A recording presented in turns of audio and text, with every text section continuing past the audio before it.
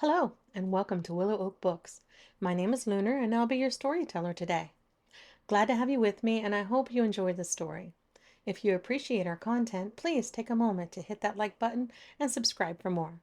Now, on with the story. Born Yesterday: The Diary of a Young Journalist by James Solheim, illustrated by Simon James. July 7th. Talk about unexpected. I was in the dark thinking about my future career as a writer when suddenly I was in this cold pan and a lady was rubbing me all over with a towel. I wasn't wearing so much as a hair ribbon. And horror, my mom and dad were there.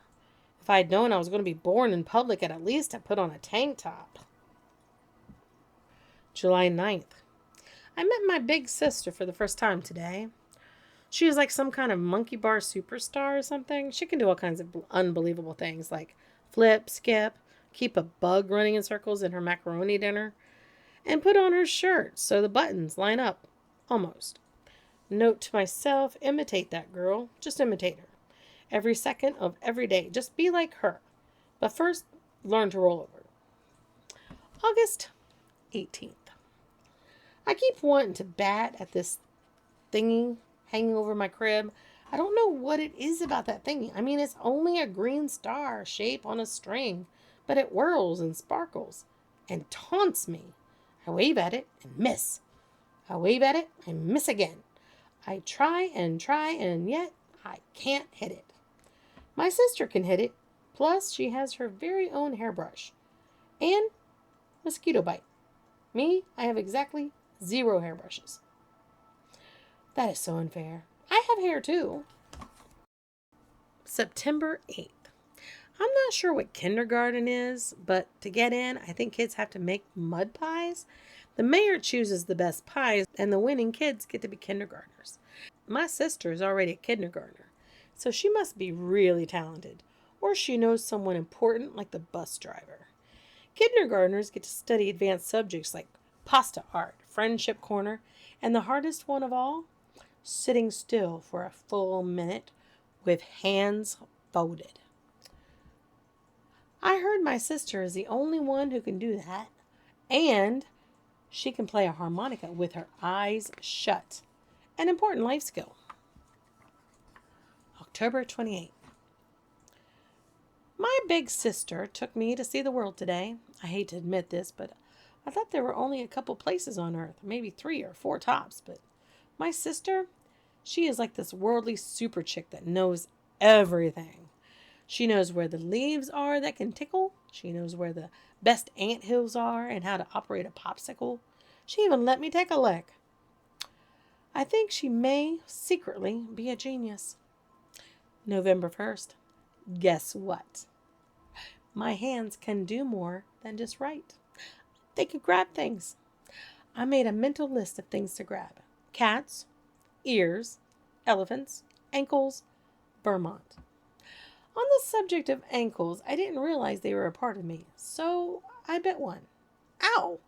Good thing nobody was looking. My reputation would be so ruined. November 14th. Today my sister pushed my stroller. Along with some spit bubbles, I made sounds. Take me to Fun World, Fun World. But she just kept pushing me to her junky old piano lesson. Fun world, I whispered. She shoved a big pink bunny into my face. Ooh, soft. I giggled up some more spit bubbles. I grabbed and wrestled and hugged that big old bunny. Then I realized she wanted me to forget about Fun World. But nope. Fun World is my dream. That and getting hold of the fuzzy ear thing that's next to my face. January 6th. Nobody has told me this for sure, but I think people grow. So I keep looking at my hand. I put my fist in my mouth, trying to feel sprouting teeth. Nothing. Everybody else gets old, drinks lemonade, answers the phone, runs 7-minute mile. I do nothing except spit out. I must focus. Focus! Up, down, up, down. Fling that food. Make it fly. With my new high chair workout, I plan to be big by Friday. February 23rd. Why is nobody taking me to school? Ever since I was born, it's like they've been avoiding the subject. I mean, come on. My sister gets to go to school. My babysitter gets to go to school. Even my dog, Foofy, goes to school. If this goes on much longer, I will have to contact the mayor. March 22nd. Finally, I have figured it out. Some things are noses. Some are taxi cabs and some are Belgians. The up end of people is their hairstyles and the down end is their tootsie wootsies. These tootsie wootsy things are fascinating. I plan to write a book about them. My sister paints her tootsie wootsy nails, a special color called striped. I can't wait till I can paint my tootsie wootsy nails the color called stripe and thus become a super chick person like my sister. For now, I just lift him to my mouth and suck. April 17th. Boys are similar to people except they make funny sounds. When this boy came to visit, my sister ignored me almost forever. So I banged on my crib. But my sister still smiled at this boy item and blurted out that she once ate a cricket. He answered with the loudest burp in history. It was obvious they liked each other. I started to wail. My sister ignored me even worse. Note to myself, wailing does not work. Try wheedling. May 10th. My sister tells Foofy everything and gives him half her donut holes. Me, she tells nothing. All I get is a pacifier, which is this pretend food on a ring, as if I won't notice it's fake. Hey, sis, do I look like some kind of naive newborn or something? When I grow up to be a famous author, my sister will be sorry. I will write my own commercials, starring her as Miss Mouthwash, the Queen of Bad Breath. May 20th. Tragedy. My sister has read my diary. I'm so embarrassed. Worse than embarrassed. I may just be a jello-headed by morning.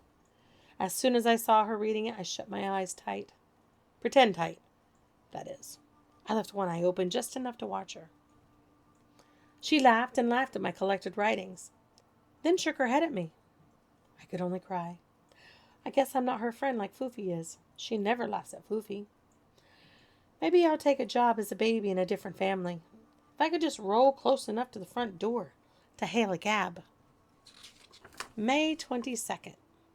When my sister come home from school today, she was the one crying. Big, battling gasps of air, monster hiccups of sorrow. She crawled into my crib and held me. She said, "You always listen, and you only laugh with me, not at me. You are my best friend." Me? Her best friend? This was amazing news. I was so relieved that I tried to eat her hair. June 30th. We have started a club. It's called Young Authors of the World. So far, the club has only 3 people in it. Me, my sister, and Foofy. Foofy is club president. The 3 of us made a pact to stay best friends forever. Forever. Which is all I really wanted. Well, that and to climb Mount Everest. But first, I have to figure out how to climb out of this playpen. The end. You can find this book and many more online in your local bookstore or waiting for you to discover at your public library. Thank you for joining me and happy reading.